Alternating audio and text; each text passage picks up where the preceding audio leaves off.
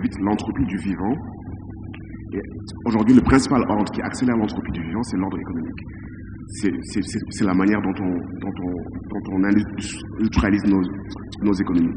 On sait que depuis la révolution industrielle, c'est largement documenté qu'on est entré dans une ère où l'activité humaine entraîne des modifications profondes de l'écosystème et du biotope, et qu'elle est devenue la contrainte géologique la plus importante. Donc cet ordre appelé anthropocène est caractérisé par le fait que non seulement l'activité humaine entraîne une destruction de la biodiversité, mais surtout, le deuxième terme, c'est une croissance généralisée de l'entropie.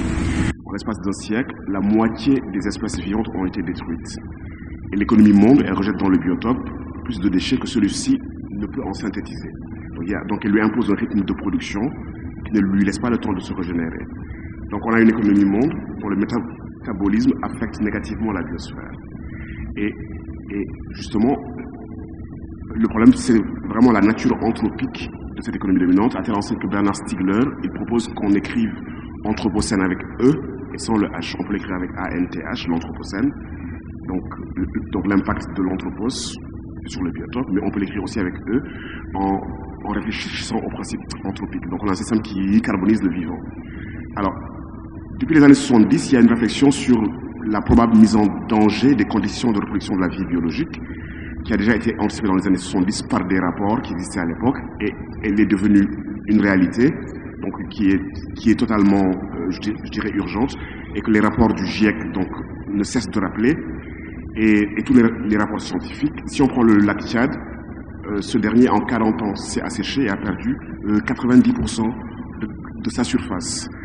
Et sur les 55 millions de déplacés internes dans le monde en 2020, les 3/4 le sont pour des causes liées au dérèglement climatique ou aux catastrophes naturelles. Et donc ça, c'est un problème. Donc Gaël est revenu là-dessus largement. Donc un système économique qui a une forte propension anthropique. Le deuxième problème, c'est qu'on a un système économique qui est en crise et dont on peut faire le constat de la crise à plusieurs niveaux. La crise n'est pas seulement liée aux récurrentes crises financières, crises économiques que l'on rencontre dans son fonctionnement, mais c'est un système qui est en crise en tant qu'ordre des moyens. L'économie est un ordre du savoir et des savoir-faire qui a des finalités. Et donc, en tant qu'ordre des moyens, ordre du savoir, elle est en crise, mais elle est aussi en crise du fait qu'elle ne remplit pas sa fonction, qu'elle met en péril les fins qu'elle se donne. Lorsque l'économie s'est structurée comme un ordre éthique autour du 19e siècle, issu des facultés de philosophie morale, l'idée de l'économie était de dire qu'elle allait contribuer au bien-être du plus grand nombre, répondre aux besoins fondamentaux. Donc il y a tout un tas de définitions substantielles de l'économie qui tentent à dire on va allouer des moyens à des fins, on va opérer une allocation optimale des ressources. À partir de là, c'est devenu un ordre du savoir-faire, mais il ne faut jamais oublier sa finalité éthique. C'était celle de répondre aux besoins des individus, des groupements humains. Et donc, les symptômes de cette crise sont, certes, non seulement les inégalités de revenus et de bien-être à travers le monde, mais surtout l'incapacité de la majeure partie des humains à satisfaire dignement leurs besoins fondamentaux dans ce système économique. Donc, ça, c'est un élément fondamental de la crise systémique et je dirais même de la crise éthique de l'ordre. Et la crise, donc elle réside aussi dans le fait que l'ordre actuel, donc, elle ne permet pas à une majorité d'individus de répondre à leurs besoins ou à s'assurer les conditions d'une vie digne. Donc, nous avons un système qui maintient une majorité dans une lutte, je dirais, perpétuelle pour survivre, se nourrir, décemment se soigner, accéder à l'éducation. Les inégalités de revenus à l'intérieur des pays riches et entre ceux-ci et les pays à faible revenu, les inégalités d'accès aux ressources ont atteint des niveaux extrêmes et elles ne sont pas simplement le fait des acteurs, elles sont liées, et ça aussi il est important de le relever lorsqu'on réfléchit à ces questions d'inégalité, c'est qu'elles sont liées au système de production de valeur de l'économie monde. Elles sont intrinsèquement liées à ce système, elles sont liées à ces modes de redistribution, elles sont liées aux règles du commerce international, elles sont liées à la division internationale du travail. Donc le système produit structurellement et systémiquement de l'inégalité. Les acteurs jouent à l'intérieur, donc des fois on leur met la responsabilité individuelle, vous n'avez pas assez bossé, vous n'êtes pas assez éduqué, vous n'êtes pas, etc.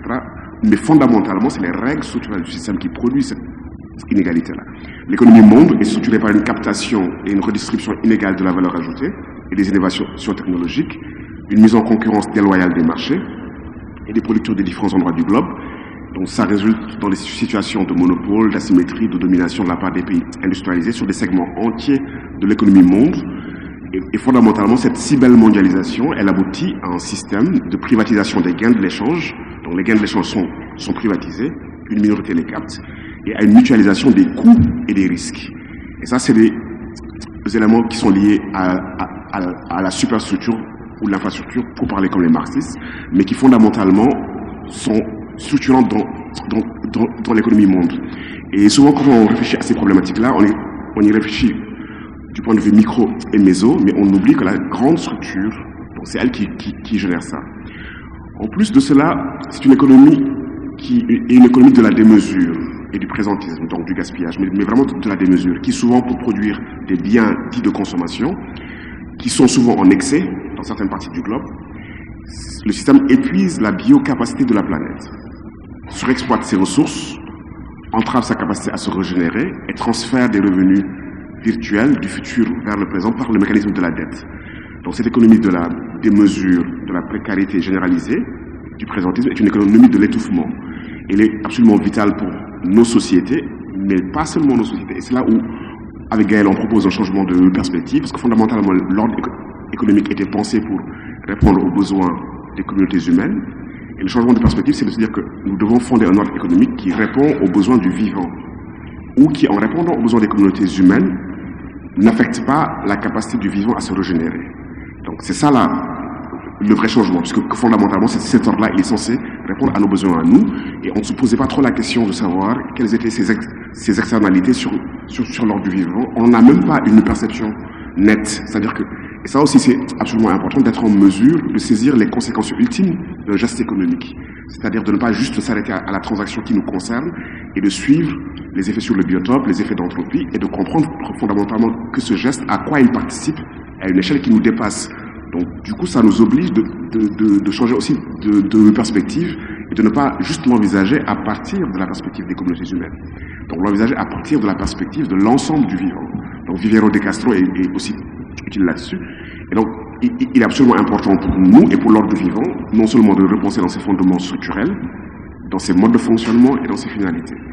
Alors, le deuxième point sur lequel j'aimerais rapidement aller, c'est à quoi ressemblerait une économie du vivant. Donc, que Gaël vient de me dessiner tout à l'heure une flèche axiologique, mais c'est aussi ça la grande difficulté, c'est que nous sommes pris par la forte matérialité du système qui est le nôtre, et on a du mal à imaginer un différent système à cause de plusieurs idées qui sont des idées fausses. D'une part, on considère notre système comme une forme achevée, qui serait le résultat d'une longue évolution de la marche des économies du monde, qui se serait unifiée vers la forme la plus optimale. Ce n'est pas vrai, c'est une émergence, c'est un fait social total qui a émergé dans des conditions historiques, qui grandit, qui a un acmé, qui a des contradictions internes et qui un jour disparaîtra. Donc, et d'ailleurs, les groupes humains ont de tout temps trouvé des rapports à l'économie, ce qu'on appelle des économicités, qui étaient liées à leur géographie, à leurs ressources, et qui ont tenté de répondre à leurs problématiques avec des ordres du savoir et du savoir-faire. Et on se trouve dans une situation où on est dans une économie qui n'est pas durable et pérenne, mais on a du mal à concevoir que fondamentalement, on pourrait totalement la renverser d'un point de vue axiologique et fonder des ordres qui répondent aux besoins des humains, des non-humains, des plus qu'humains, et qui s'intègrent harmonieusement dans l'ordre du vivant. Alors, une économie du vivant serait une économie qui n'affecterait pas négativement l'ordre du vivant et dont l'action serait négantropique. On sait que dans l'univers, l'énergie se dissipe et que la matière continuellement se désorganise. Et que le vivant est soumis à un principe d'entropie. Le vivant est périssable, tout vivant est périssable, mais cependant le vivant peut différer son entropie en maintenant sa structure de manière homéostatique et en la reproduisant. Donc, pour lutter contre l'entropie, ce qu'on appelle la négantropie transforme du vivant en énergie, c'est ce que nous faisons lorsque nous nous nourrissons, pour maintenir la vie.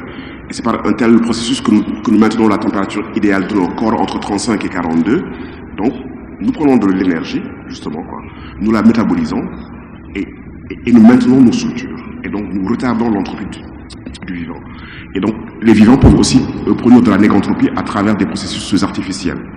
Alors, une économie du vivant serait une économie d'abord qui serait fondée sur une réévaluation de tous les secteurs de la vie économique au regard de leur contribution à la santé, aux soins, au bien-être à la préservation du vivant, à la pérennisation de la vie, à la cohésion sociale, etc. etc. Donc ici, il ne s'agit pas de prendre une économie qui se limiterait juste à répondre aux besoins fondamentaux biologiques, se nourrir, se soigner, se vêtir, mais les besoins de l'esprit, les besoins de la culture, qui sont essentiels à nos sociétés, mais aussi une économie qui se poserait la question de la nécessité et de l'utilité des biens produits, qui se poserait la question de leur mode de production, qui se poserait la question de leurs impacts sociaux et environnementaux. Le Covid nous a livré quelques leçons, donc on s'est rendu compte que les infirmières, les médecins, les caissières de supermarchés, les conducteurs d'autobus, que tous les emplois liés aux soins ont révélé durant la pandémie du Covid le caractère essentiel pour la vie de nos sociétés, alors que ce sont les métiers les moins bien rémunérés par le système actuel, qui surpayent le capital, les intermédiaires, ce que David Graeber appelle les bullshit jobs, qui surpayent les emplois des marchés captifs et qui sous-payent tout ce qui contribue à nourrir, à pérenniser et à soigner la vie. Alors, une réévaluation de la valeur marchande du travail et de sa rémunération pourrait être fondée sur sa contribution au maintien de la vie, à la préservation d'un environnement sain, à l'intelligence collective, à la production de savoir et à la culture de l'esprit. Donc ça, c'est une piste pour ce que pourrait être une économie du vivant, une économie qui serait neutre en carbone, donc seconde piste. Il y a énormément de travaux et d'analyses de ce point de vue-là, et une économie surtout dont le rythme de production s'accorde au rythme de régénération du biotope.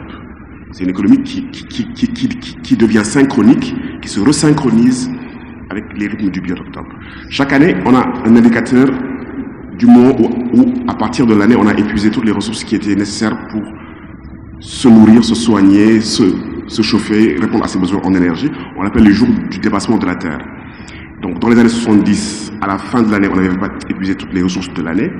Depuis, à partir du mois de juillet, l'année dernière, c'était en juillet 2021, on avait épuisé toutes les ressources nécessaires pour vivre jusqu'en fin 2021 et on avait besoin de 1,7 planètes pour répondre à nos besoins. Donc, nous vivions à crédit en termes de biocapacité. Et de plus en plus, on rapproche le jour du dépassement de la Terre. Donc nous sommes dépensiers, on vit à crédit sur les ressources. Donc la question ici serait de réduire les rythmes de production et de les resynchroniser.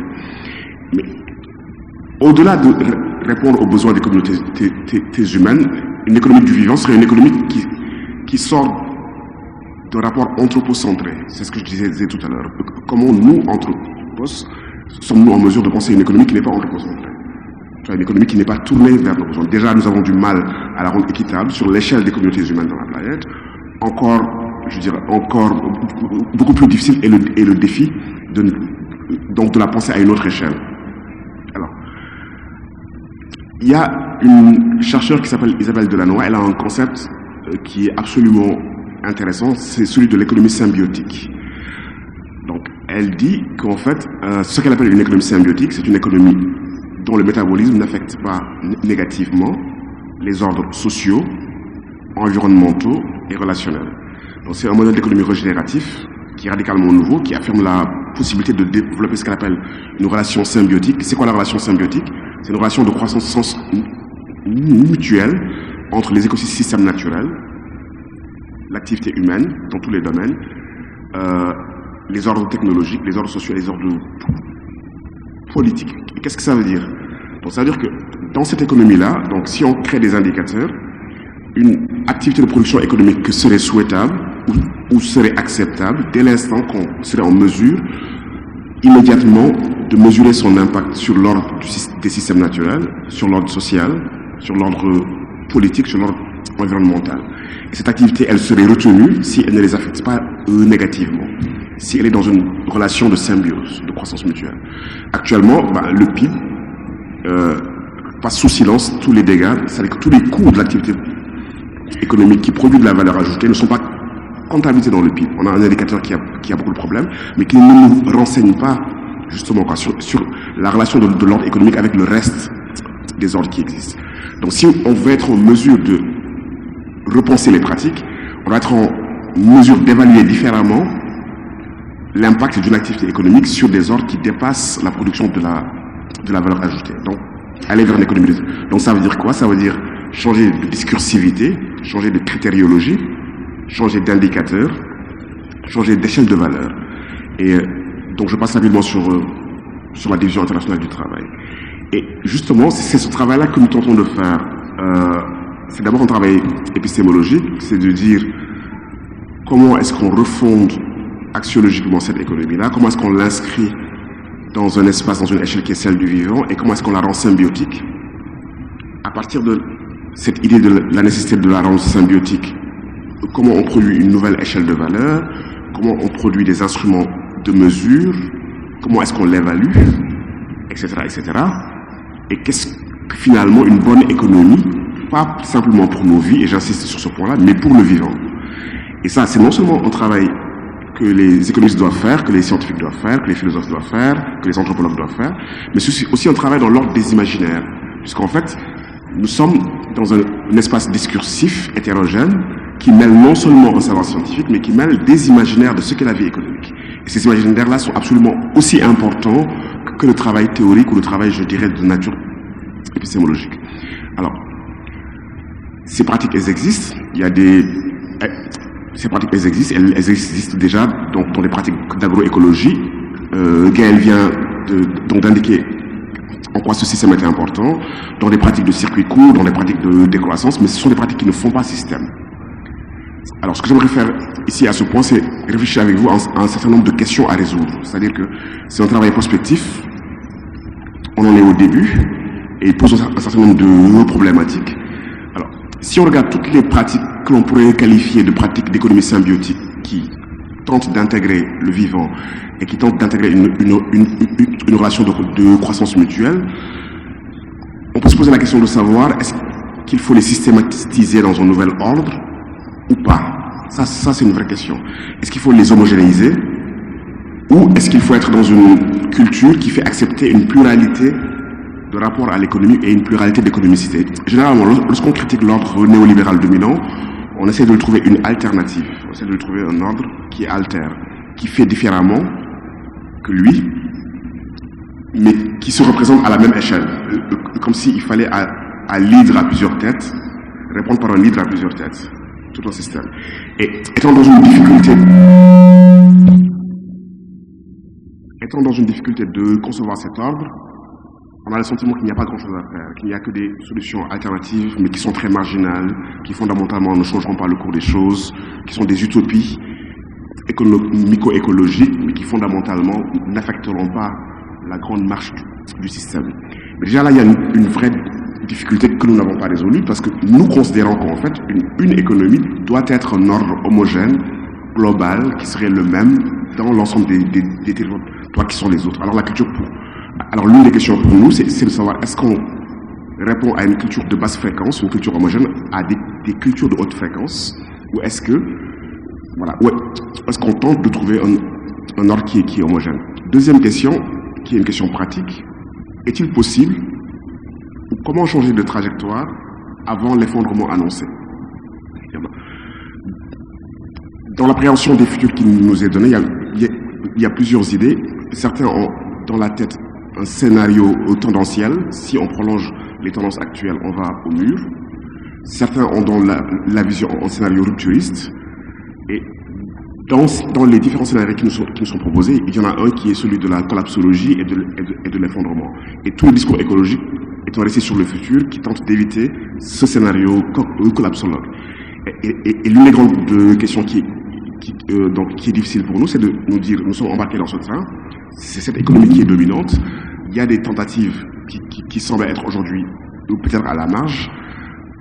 Comment fait-on? Quelles sont les incitations pour changer de trajectoire? Est-il possible de le faire? Donc c'est la question de la transition écologique et énergétique et politique. Et quelles seraient les incitations pour changer de trajectoire? Et comment les mettre en œuvre? Donc ça, c'est une question pratique. Et j'aimerais terminer, juste avant de terminer, un point sur le rôle de la recherche universitaire, des chercheurs en économie, en sciences de la vie, en environnement, en écologie, en sciences humaines. On voit bien que ce projet ne peut pas être un projet qui se pense à l'intérieur des frontières étroites de la discipline économie. L'article que Gaël a présenté fait appel à des connaissances en physique, en thermodynamique, en anthropologie, mais même dans les nouvelles formes d'anthropologie, en perspectivisme. On pourrait rajouter les sociologues, on pourrait rajouter les cosmopolitologues, on pourrait rajouter différentes sciences humaines et sociales qui sont absolument nécessaires pour repenser cette économie du vivant. Alors, le rôle de la recherche, donc, puisqu'on est dans le lancement de Global Africa, ce serait peut-être ici de repenser les nouvelles formes de vie et comment penser ces formes de vie, qu'est-ce qui leur donne forme, donc à l'intérieur des ordres qui nous intéressent, et comment est-ce que cet ordre-là serait en mesure d'accueillir et de pérenniser la vie, mais également de l'accroître dans sa texture, sa densité et sa qualité. Comment capable de désautomatiser un geste économique qui est pris dans un système qui lui donne du sens. Et ça, c'est l'une des grandes difficultés. C'est-à-dire que nous avons des gestes économiques qui sont devenus automatiques. Prendre sa voiture, faire son plein de carburant, aller tirer de l'argent, faire des transactions. Donc, à l'échelle individuelle et micro, nous avons des gestes automatiques qui les intègrent dans un système beaucoup plus grand, qui sont devenus automatiques. Et la structure globale qui lui donne sens nous échappe. Et ses implications dans l'ordre du vivant nous échappent tous les jours. Donc, comment reconscientiser le geste économique et comment en saisir toutes les implications pour ce que ça va nous faire. Alors, j'avais vu dans le slide de Gaël un point sur les communs qu'il n'a pas eu le temps de développer, donc je vais peut-être me finir avec ce point-là. Alors, une économie du vivant est forcément une économie des communs, mais des communs qui ne sont plus simplement les communs des communautés humaines qui ont besoin d'espaces non rivaux et non exclusifs qui garantissent un droit d'usage et un accès au plus grand nombre aux ressources communes, la biodiversité, l'eau, les orbites géostationnaires, les quais de pêche, qui sont des communs. Mais une économie du vivant est une économie des communs avec le vivant. Donc comment établir des communs ou de longs communs avec le vivant. Et là aussi, comment est-ce qu'on élargit la perspective. Et dans la lignée des nouvelles, le cosmopolitique que Descola et Vivero de Castro appellent de leur vœu, l'une des questions pour nous, c'est comment on pense la communication, ou le dialogue, ou la diplomatie avec des formes de vie qui sont traditionnellement exclues des sociétés humaines. Comment est-ce qu'on pense le dialogue avec les formes animales, les formes végétales, etc., etc. Et quel dialogue instaurer, dans quelle société ici au sens large, et comment est-on en mesure de construire avec ce qu'on appelle le non-humain. Et c'est ici où se pose pour nous une question importante, c'est la question de la langue et des langages. Et la question des langues et des langages, elle est importante. Et pourquoi il est important d'élaborer un langage de l'économie du vivant, dans ce travail que nous avons entrepris? Pourquoi il est nécessaire d'élaborer un langage des communs? Parce que nous sommes gouvernés par un ordre du discours et une sorte d'expertise internationale qui fait système. Et cet ordre-là, c'est un matériau à dimension multiple. Donc nous avons des théories économiques, néolibérales, mainstream. Nous avons des accords commerciaux internationaux. Nous avons de la littérature managériale. Et nous avons un mélange de registres théoriques et systémiques. Et ces langages qui, à travers des discursivité qui sont hétérogènes, se renforcent, se reconnaissent, font système. Et c'est ce que Foucault appelle une archive. Et le problème, c'est qu'une théorie philosophique, aussi puissante soit-elle, n'a pas plus d'effet qu'un mot d'ordre de cette nature-là. Et nous sommes gouvernés par un langage économique qui fait système. Et la grande difficulté, c'est pour refonder un ordre économique différent, comment sortir et comment créer des langages nouveaux. Déjà, le langage des communs ou de l'économie des vivants est d'abord important parce que c'est un instrument de réorientation de la perception et de la compréhension des choses. C'est-à-dire que la manière dont on nomme cet ordre économique réoriente les perceptions et la manière dont on le comprend. Et ce langage que nous devons créer, ben justement, quoi, il aidera à nommer et à éclairer tout un tas de réalités, et donc liées à l'économie du vivant, au commun, et des réalités souvent sociales auxquelles il renvoie, qui restent invisibles ou qui sont culturellement marginalisées. Donc si elles restent invisibles et culturellement marginalisées, ça veut dire qu'elles sont politiquement sans effet. Parce que la question, ici, on ne pourra pas rester dans l'ordre épistémologique, c'est comment est-ce que ces réflexions-là doivent avoir des effets dans l'ordre du politique. Sans un langage qui les nomme et qui les rend visibles, ben, il n'y aura pas d'effet dans cet ordre-là. Alors, les discours dans toutes les interventions épistémologiques, les discours sur les communs, c'est une manière de réintégrer des valeurs sociales, écologiques, éthiques dans la gestion de notre richesse commune. C'est une manière aussi de formuler des revendications politiques, d'inverser des hiérarchies de valeurs dans les univers de transactions qui sont les nôtres, de repenser les univers de transactions. Ce langage aussi va nous permettre de sortir de rôles sociaux étriqués, dans lesquels on nous enferme, on est consommateurs, électeurs, citoyens, de manière de nous catégoriser.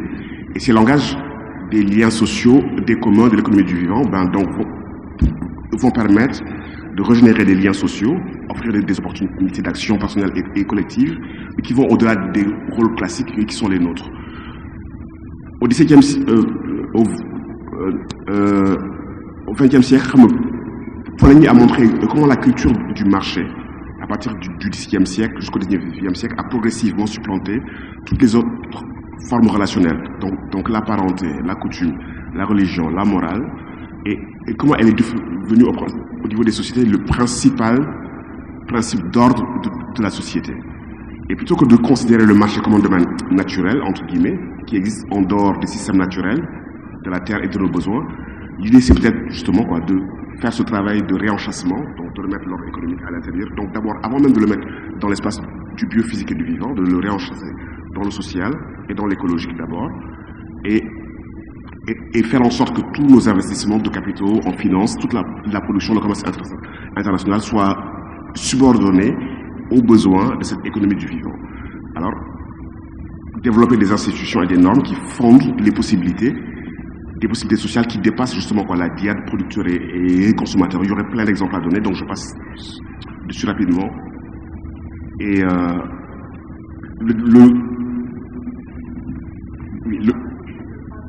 oui, mais j'étais en train de finir. Donc le point sur lequel j'ai envie de finir, c'est que, en fait, ce projet, il peut sembler, je dirais, un peu trop loin de la réalité quotidienne de la vie économique, parce qu'on est aux prises avec des contraintes économiques dans un système et on cherche à les résoudre. Et c'est ce qui est absolument normal. Et du coup, la grande difficulté que nous, on a, c'est que lorsqu'on fait ces propositions-là, on donne des fois le sentiment d'être un peu déconnecté d'une urgence de résolution de problèmes qui relèvent du court terme. Qui relèvent du court terme. Et la grande difficulté, c'est comment à la fois, dans ce système-là, on tente d'apporter des réponses adéquates, tout en œuvrant à un système qui fondamentalement est celui qu'il faudrait mettre en œuvre. Voilà. Donc je finis là-dessus et je vous remercie de votre aimable attention.